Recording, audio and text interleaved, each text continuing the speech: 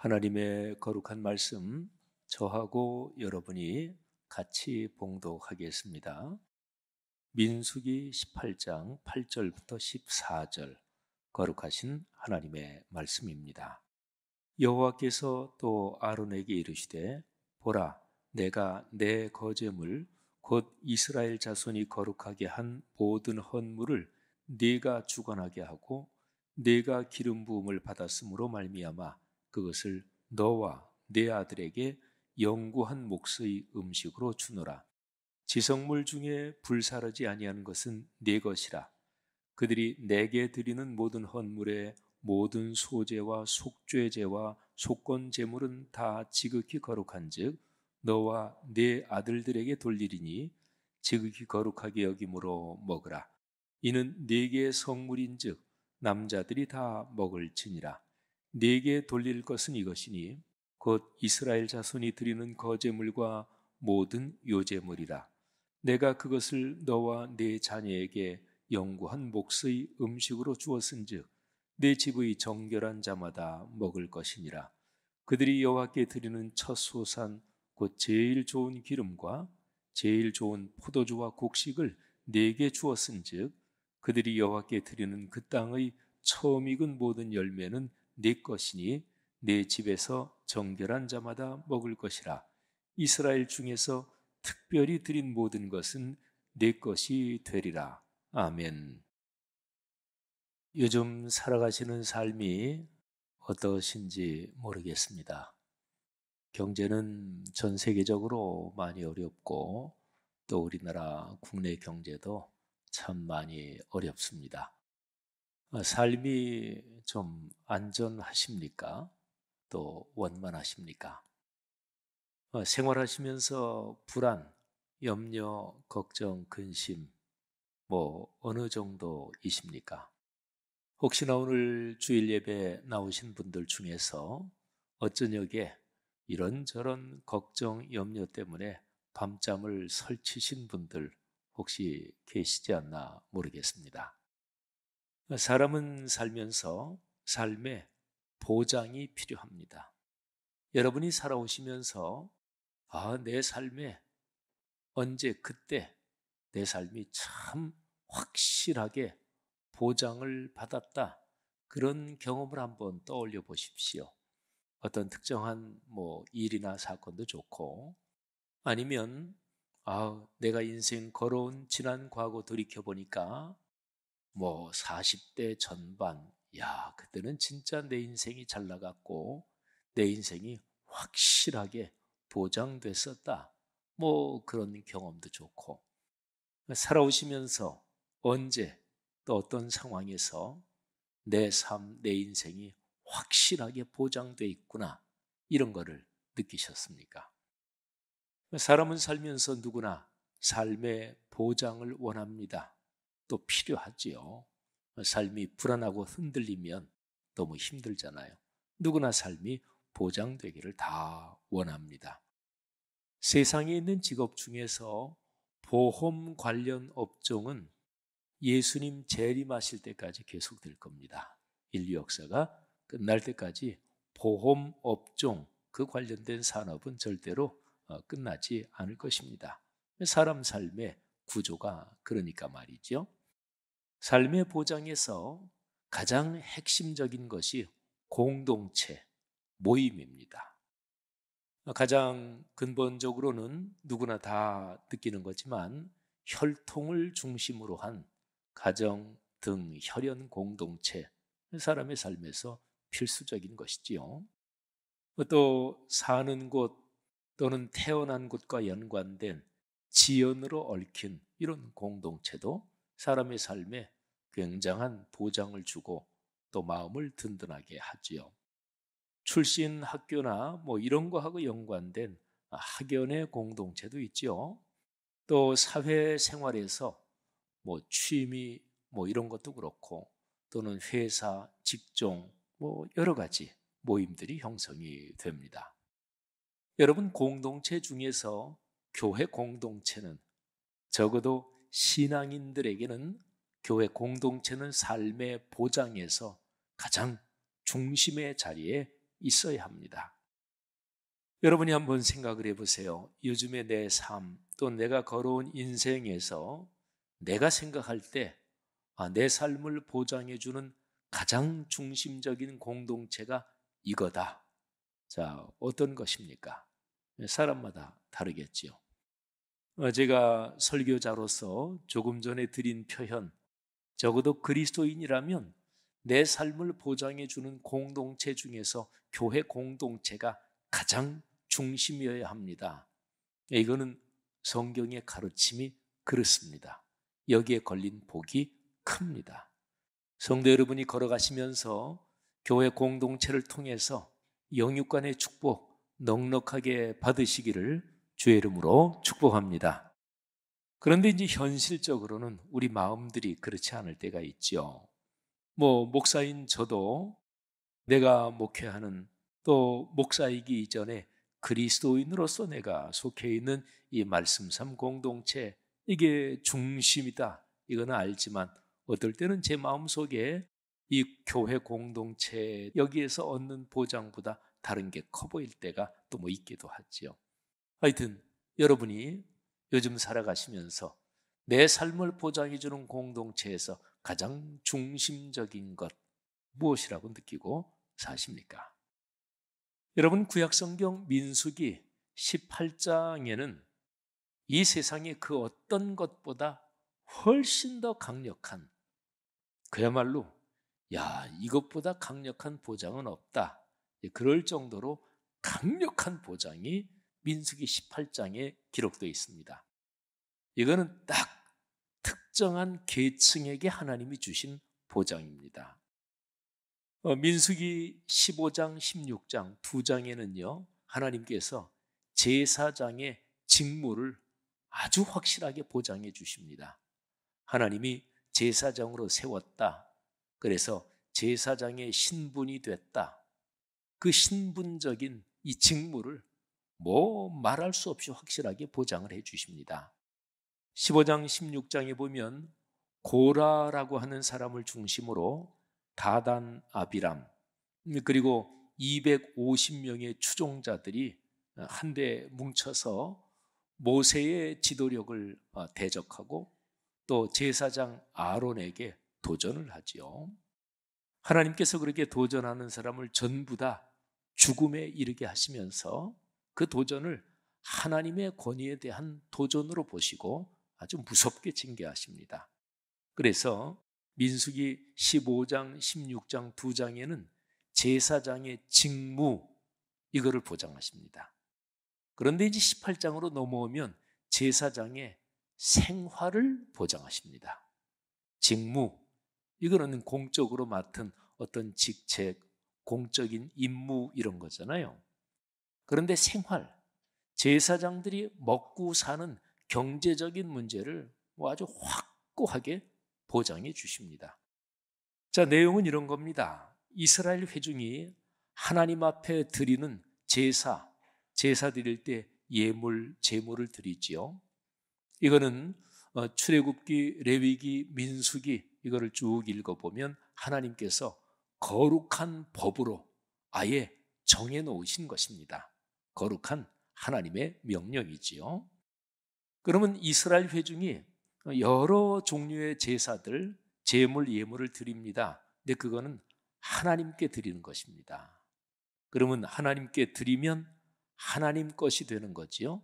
그래서 지극히 거룩한 것이 됩니다. 그러면 그렇게 되고 난 그것을 하나님께서 제사장에게 주신다. 이게 바로 18장의 내용입니다. 하나님께 바쳐서 거룩하게 된 그것을 하나님께서 제사장 아론과 그의 아들들에게 준다, 이런 내용인 거죠.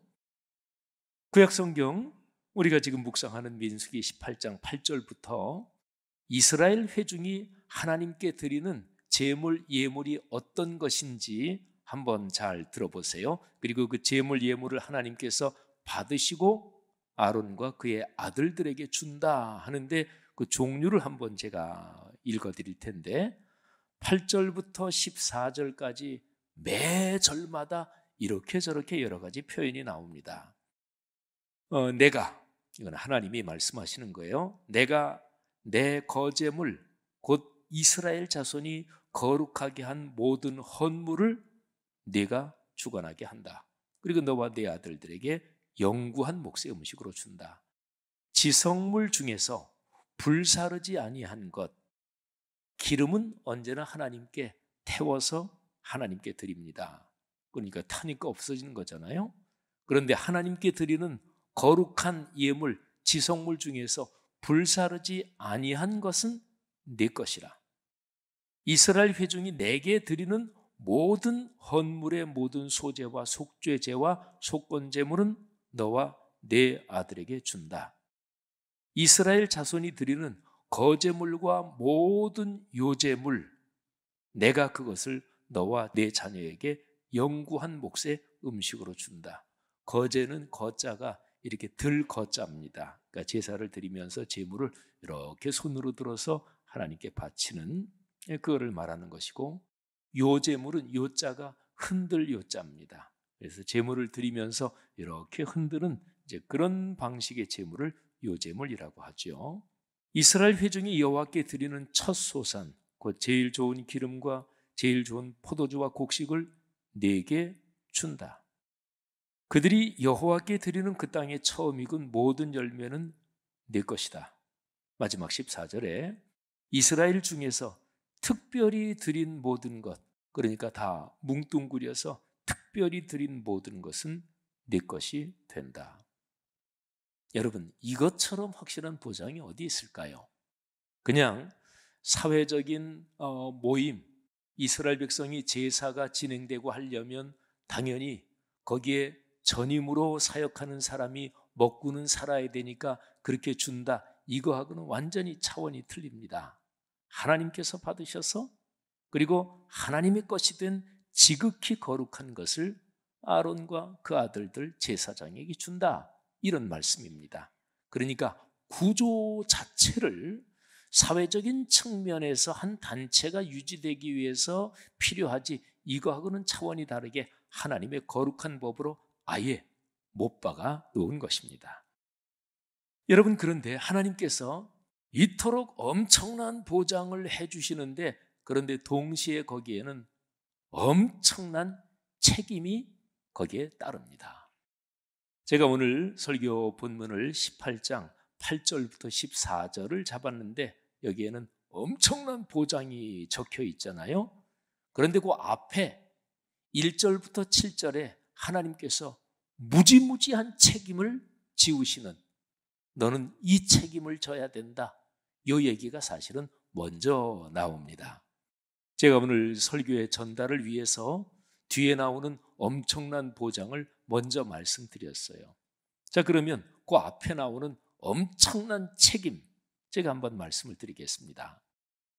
그 1절부터 7절의 내용은 하나님께서 아론과 그 아들들 제사장들에게 두 가지 직무를 맡긴다, 이렇게 말씀하고 있습니다. 첫째, 성소의 직무. 두 번째, 제단의 직무.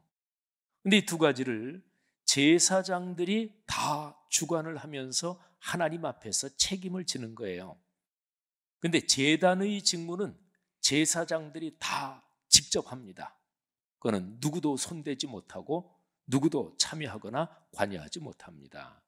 근데 성소의 직무는 제사장들이 영적 권위와 감독권을 가지고 진행하는데 거기에 실무적인 일을 레위 자손이 참여합니다.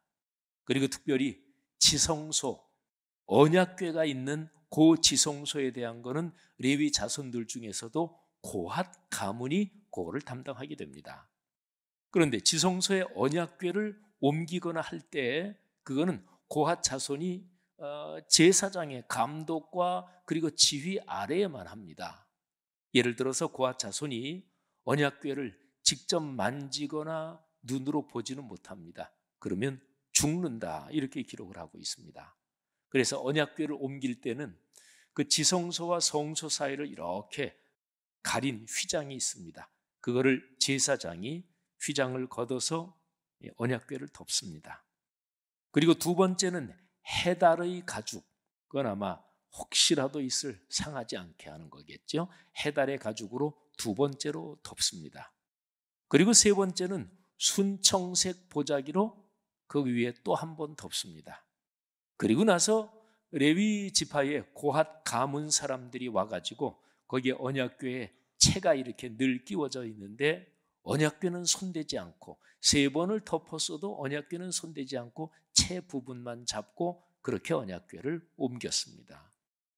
여러분, 어쨌든 성소의 직무, 제단의 직무, 근데 이 두 가지 직무에 아주 굉장히 막중한 책임이 걸려 있는데 이거를 제대로 잘 감당하지 못할 경우에는 저주를 받는다. 제대로 잘 감당할 경우에는 큰 축복이 있고요.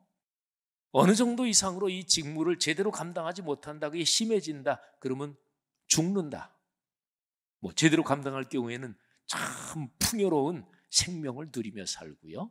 그러니까 저주와 죽음의 책임까지 져야 된다. 이건 무시무시한 거죠. 근데 이 책임이 걸려 있는 게 세 단계로 그게 적용이 됩니다. 먼저 첫 번째는 제사장들, 아론과 그의 아들들이 잘못하면 저주받는다, 심하면 죽는다. 첫 번째고 제사장들이고, 두 번째가 레위인들, 성전의 임무를 제사장들의 지휘 감독 아래 담당하는 레위인들, 그 사람들도 잘못하면 저주받고 죽는다. 그 다음에 세 번째는 이스라엘 전체 회중, 그들이 축복을 받느냐 저주를 받느냐, 또는 그들이 생명을 풍요롭게 누리느냐 아니면 죽음에 이르느냐, 이거는 제사장이 얼마나 직무를 잘 감당하느냐, 레위인이 얼마나 직무를 잘 감당하느냐, 여기에 걸려 있다. 이렇게 기록을 하고 있습니다. 여러분, 근데 이 직무의 내용이 무엇일까요? 우리가 민수기 이 말씀을 쭉 읽어보면 아주 명백합니다. 이 직무는 제가 조금 전에 언약궤를 말씀드렸잖아요. 이 언약궤가 이 심장이고 여기와 연관된 직무입니다. 언약궤는 말씀 언자, 그리고 약속한다 할 때 약속이니까 말씀의 약속인데요, 그걸 언약궤 안에는 십계명의 두 돌판, 그러니까 하나님의 말씀을 대표적으로 상징하는 하나님의 손가락으로 친히 돌판에 써주신 십계명의 두 돌판이 언약궤 안에 들어있잖아요. 그러니까 성소의 직무와 제단의 직무는 말씀 사역의 직무를 말합니다. 그러니까 제사장이 해야 될 일이 뭐냐면 하나님의 말씀을 백성에게 잘 가르치고 선포해서 이스라엘 온 회중이 하나님의 말씀대로 사는, 하나님의 말씀이 그들의 삶에서 아름답게 살아 움직이는 거룩한 백성, 축복받는 백성으로 만드는 것, 이게 바로 제사장의 직무입니다. 모든 제사는 사실은 말씀에 순종하며 하나님께서 주신 그 말씀의 명령대로 살도록 하는 영적인 장치들인 거지요. 사랑하신 여러분, 이렇게 보면 민수기 18장에서 1절부터 7절에 엄청난 책임, 그리고 8절부터 14절에 엄청난 보장, 한번 이 두 가지를 잘 한번 연결시켜서 생각해 보세요. 성도 여러분, 저는 목사로 40년을 이제 쭉 전도사 또 목사가 돼서 40년을 목회해 오면서 저는 다음과 같은 것들을 아주 싫어했어요. 오늘 이런 구절 비롯해서 구약이나 또는 신약에도 그런 구절들이 있는데, 목회자를 존경해야 된다, 목회자에게 순종해야 된다, 이런 구절을 목회자들 중에서는 아주 강하게 아전인수격으로 해석해서 목사의 말에 무조건 순종해야 된다, 이거를 굉장히 강조하는 것을 저는 참 싫어했습니다. 그런데 만일에 어떤 목회자가 이 민수기 이 구절이나 또는 고라와 그 반역자들이 죽음을 당한 것 등등 구약이나 신약의 그런 구절을 가지고 성도들을 가르치되 목사의 말에는 하나님 다음으로 순종해야 된다, 그래서 성도들 깊이 생각할 거 없다, 그래서 성도들을 맹신으로 그렇게 몰아가면서 맹목적으로 목사직을 우상 숭배하게 만드는 것, 이거는 하나님 앞에 범죄입니다. 큰 죄악인 것이 성경 말씀을 자기 편하도록 이용해 먹는 거잖아요. 저는 그런 거를 아주 싫어해 왔습니다. 그런데 제가 작년 후반에 우리 교회에서 묵상하는 동네 세매줄 성경 가지고 출애굽기, 레위기, 민수기를 묵상하면서 제가 깊이 이게 내가 죄를 지었구나 하고 회개한 게 하나 있어요. 제가 지금 말씀드린 것처럼 목사의 권위를 절대적인 거로 성경 말씀을 이용해 먹으면서 꺾어가면서 그렇게 한 게 큰 죄악이라면, 목회자나 또는 하나님의 교회에서 하나님이 세우신 영적 질서의 권위를 제대로 가르치지 않은 거, 이것도 죄악이구나. 그걸 제가 절실하게 깨달았어요.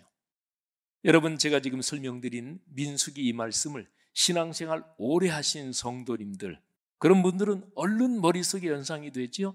제사장 오늘날의 목회직에 연관되는 거고, 100% 똑같지는 않습니다. 제사장은 세습이고 오늘날의 목회직은 세습은 아니죠. 하지만 기본적인 구조는 오늘날의 목회직으로 연결되는 거예요. 그러면 신앙생활 오래 하신 성도님들은 이거는 목회직, 그 영적 권위와 질서에 순종하는 것을 말한다. 그럼 얼른 머리에 들어올 테니까. 그런데 성도들 중에서 목사하고 조금 관계가 불편한 분들은 이런 얘기 들으면 잠깐 마음이 좀 불편하시죠, 그죠? 이거를 어떻게 처리해야 되나 이런 생각이 드시죠. 그리고 목회자와 관계가 상당히 불편한 사람은 이런 구절을 들을 때 머리하고 마음이 바쁘지요. 이거를 어떻게 합리화해서 목사에게 순종하라, 그렇게만 해석하면 안 된다, 이렇게 생각하느라고 머리하고 마음이 바쁘시죠. 그런 분들을 위해서 신약의 빛에서 이 말씀을 어떻게 봐야 되는지 그 말씀을 제가 드리겠습니다. 이게 중요합니다. 구약 성경은 모형입니다. 그런데 구약 성경에 있는 이런저런 말씀들은 결론적으로 신약 성경이 예수 그리스도의 십자가 사건에서 성취되고 완성됩니다. 그러니까 성경을 해석할 때는 신약의 빛에서 구약을 봐야 되는 거예요. 자, 베드로전서 2장에 보면 여기 제사장 직분에 대한 것이 예수 그리스도의 십자가 사건을 통해서 오늘날, 그러니까 이거는 베드로전서도 2000년 전이지만 어쨌든 신약 시대 그리고 오늘날까지 이어지는 거죠. 어떤 의미가 있는지 베드로전서 2장에 나타나 있습니다. 베드로전서 1장에 보면 마지막 부분에 우리가 구원을 받았다, 말씀이신 예수 그리스도 말씀을 통해 구원을 받았다. 그리고 이제 2장으로 넘어가면 너희가 그렇게 구원을 받고 하나님의 은혜를 받은 그리스도인이라면 순전하고 신령한 저지를 사모해라. 이거는 하나님의 거룩한 말씀을 의미합니다. 너희가 구원을 받고 하나님의 은혜를 체험한 그리스도인이라면 성경 말씀을 사모하고 성경 말씀을 붙잡고 걸어가야 된다, 그런 거죠. 자, 그런데 바로 이어지는 4절, 5절에 아주 중요한 표현이 나옵니다. 자, 제가 화면으로 4절, 5절 말씀을 보여드리겠습니다. 사람에게는 버림받아 되었으나 하나님께는 택하심을 입은 보배로운 산 돌이신 예수께 나아가 너희도 산 돌같이 신령한 집으로 세워지고 예수 그리스도로 말미암아 하나님이 기쁘시게 받으실 신령한 제사를 드릴 거룩한 제사장이 될지니라. 아멘. 여러분, 제일 중요한 거, 너희가 거룩한 제사장이 된다. 신령한 제사를 주관하는 너희가 바로 제사장이다.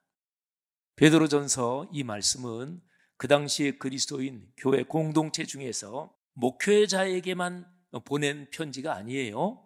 그 당시에 그리스도인 모두에게 보낸 권면의 말씀, 하나님의 말씀입니다. 그러니까 그 당시에도 목회자가 있었고 장로의 직분도 있었고 하지만 목회자, 장로에게만 해당되는 것이 아니라 모든 그리스도인 한 사람 한 사람이 바로 신령한 제사를 자기가 직접 드릴 거룩한 제사장이다, 이렇게 말씀하고 있는 거예요. 민수기 8장에 있는 그 완벽하고 철저한 보장이 여러분을 위한 것입니다. 여러분에게 주신 거예요. 그리스도인에게 주신 거예요. 자, 한 절을 더 읽어볼까요?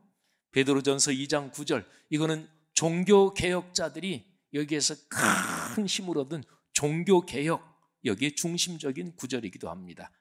그러나 너희는 택하신 족속이요 왕같은 제사장들이요 거룩한 나라요 그의 소유가 된 백성이니 이는 너희를 어두운 데서 불러내어 그의 기이한 빛에 들어가게 하신 이의 아름다운 덕을 선포하게 하려 하심이라. 아멘. 네, 붉은 글씨로 딱 강조해놨지요. 그리스도인 여러분은 왕 같은 제사장입니다. 사랑하신 여러분, 민수기 18장 8절부터 14절에 제사장의 생활에 대한 철두철미하고 엄청난 보장이 바로 예수 그리스도를 믿은 그리스도인 한 사람 한 사람에게 주신 말씀이다, 이런 거지요. 제가 설교하면서 믿으시면 아멘 하시기 바랍니다, 그런 얘기는 제가 거의 안 하지요. 근데 아주 중요한 거니까 여러분의 마음의 생각을 입술로 한번 고백한다, 이런 면에서 제가 한번 물어보려고 그래요. 민수기 18장 8절부터 14절, 여기에 기록된 제사장의 생활에 대한 보장, 경제적인 면이지요. 물질의 축복이지요. 이게 제가 해석해 드렸어요. 제 해석이 전혀 무리하지 않고 또 해석이 굉장히 복잡한 과정을 통해서 해석한 게 전혀 아니에요. 이거는 아주 간단하고 그리고 명백한 그런 맥락에서 해석해 드린 건데, 그 제사장에 대한 생활 보장, 물질의 축복, 경제적인 보장이 그리스도인 여러분 한 사람 한 사람을 위한 것입니다. 이 말씀을 믿음으로 받으시기를 주님의 이름으로 축원합니다. 그 말씀이 나와 내 아들, 딸, 내 손자, 손녀, 우리 가문에 대한 거다, 이 사실을 믿으시는 분만 아멘 하시기를 바랍니다. 사랑하신 여러분, 성경 말씀은 그 말씀이 주님께서 내게 주시는 말씀이다 확 받고 꽉 잡고 기도하면 그 말씀이 이루어집니다. 사랑하신 여러분, 그러나 또 한 가지 꼭 기억해야 될 것이, 아까 제가 회개했다 이 말씀을 드렸는데, 오늘 민수기의 말씀 그리고 신약성경 베드로전서 그리고 이어지는 말씀이 오늘날의 교회 공동체에서 목회직을 맡은 목회자를 존경하고 사랑하고 아끼고 순종해야 된다는 그 메시지는 너무도 여기에 명백합니다. 제가 담임 목사지만 사랑하시는 여러분, 담임 목사를 아끼고 존경하고 순종하셔야 돼요. 담임 목사가 직접 이런 얘기하는 사람이 별로 없을 텐데 되게 애둘러서 이렇게 얘기하고 부흥 강사 불러다가 얘기하고, 제가 20년 목회하면서 장로님들 중에 한 몇 분 정도가 저한테 그런 말씀하셨어요. 목사님, 헌금 강조 좀 하세요. 우리도 축복을 받아야 될 거 아니겠어요? 제가 기억합니다. 근데 제가 담임 목사 비롯해서 목회자의 권위를 제대로 강조하지 않은 게 내가 하나님 앞에 죄를 지은 거구나. 부교육자들이 제 아무리 젊어도 그분은 하나님의 목회자입니다. 하나님이 세운 거예요. 그렇잖아요. 나이 많으신 장로님들 어떤 분이라도 부교육자의 권위를 존중해야 되고, 장로님, 권사님, 안수집사님, 또 교회에서 기관의 회장이나 이런 거 맡으신 분들, 예를 들어 어떤 성도가 저 장로님 진짜 신앙생활도 제대로 안 하고 그래. 그런데 사람이 다 부족하지요. 그러니까 하나님이 교회 안에서 세우신 장로, 권사, 안수집사, 이 직분 받은 사람들을 존중히 여기고 아끼고, 그리고 그분들이 하는 일에 순종하고 따라야 됩니다. 이게 영적 권위의 질서예요. 자, 그리고 제가 요즘 우리 교회 성도들 중에서 1년 재정의 10분의 1을 11조로 드리는 성도들, 그런 가정이 일어나게 하옵소서. 20분의 1을 드리는, 또는 1년 재정에서 어떤 성도가 1억을 11조로 드리는 가정도 일어나게 하옵소서. 제가 작년 12월부터 시작한 기도예요. 이게 이제 아까 제가 말씀드렸지만, 내가 목사들 중에서 가능한 대로 성도들이 헌금을 많이 하게 하려고 별별 방법을 다 쓰고 암시를 주고, 저는 그거는 하나님 앞에 죄악이다, 그거는 잘못된 거다, 저는 그렇게 생각해왔던 목사인데, 그런데 영적 권위와 질서 비슷하게 반대쪽으로 성경이 가르치는 물질의 헌신을 제대로 가르치지 않은 죄를 내가 지었구나, 제가 회개를 했어요. 그래서 제가 작년 12월부터 기도하기 시작한 거예요. 사랑하신 여러분, 하나님께서 여러분의 삶에 제사장, 왕 같은 제사장으로서 이 말씀을 꼭 붙들고 사시는 성도들마다 하나님이 경제적으로 존경받는 부자가 되게 하시기를 주의 이름으로 축원합니다. 이 말씀의 약속을 붙잡고 기도하세요. 하나님, 민수기 18장 8절부터 14절에 이 엄청난 보장이 그리스도인 한 사람 한 사람에게 주어진 것임을 신구약 성경의 맥락을 통해서 제가 이해를 했고, 하나님, 제가 그리스도인이니까 우리 가정 영적인 제사장으로 물질의 축복을 보장해 주시고 채워 주시기를 원합니다. 하나님, 물질로서 하나님의 일에 영광을 돌리게 하옵소서. 기도하시고 응답받는 우리 교회 성도들 되시기를 주의 이름으로 축원합니다. 또 하나님이 세우신 목회직의 영적 질서와 권위를 비롯해서 교회의 제도적인 하나님의 질서를 순종하며 걸어가시는, 그래서 우리 교회를 통해서 하나님의 뜻을 이루어가는 우리 교회 공동체 되기를 주의 이름으로 축복합니다.